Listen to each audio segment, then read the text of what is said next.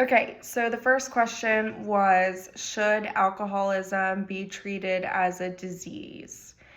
And I do honestly think that alcoholism should be treated as a disease because of how much it alters.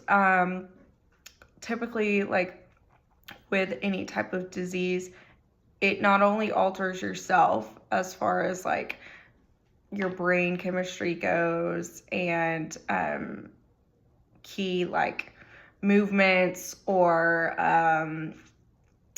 just it can change a lot depending on the severity of alcoholism. So it not only affects yourself, but it also affects like everything around you. A lot of times, where you live, where you work, if you work, families. And so it truly like infiltrates every piece of your life.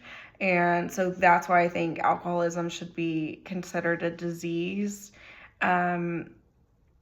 because it just latches on, and then it's very, very, very difficult to get out of alcoholism once you're in it.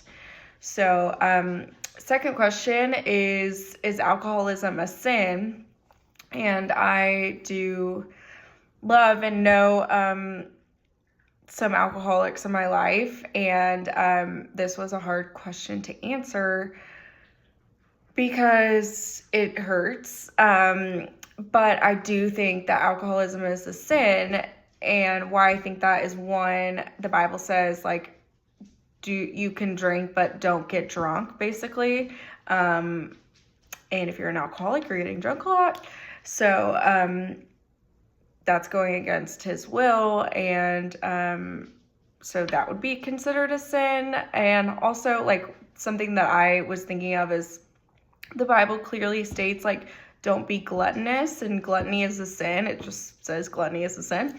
And to be gluttonous is like to want more and more and more of what you don't have, and that's basically what alcoholism is. So that kind of like just paired together, and I was like, well, it must be a sin if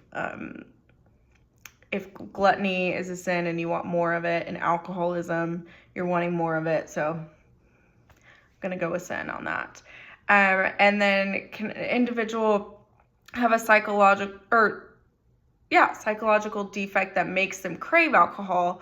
I would say maybe.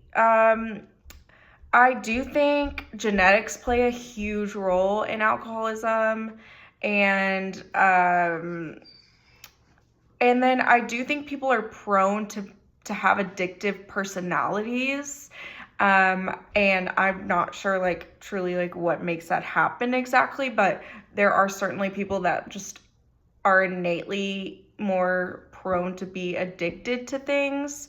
And that could just be themselves, or a lot of times, like I said, genetics do play a role sometimes in that. And of course, like your environment growing up, if you were around a lot of alcoholics, that does tend to like bleed off on people, and they kind of go one or two ways. So either they join in on the alcohol, or they're like, no, I'm never doing that. So I do think that there are things that cause people to be more prone to become an alcoholic.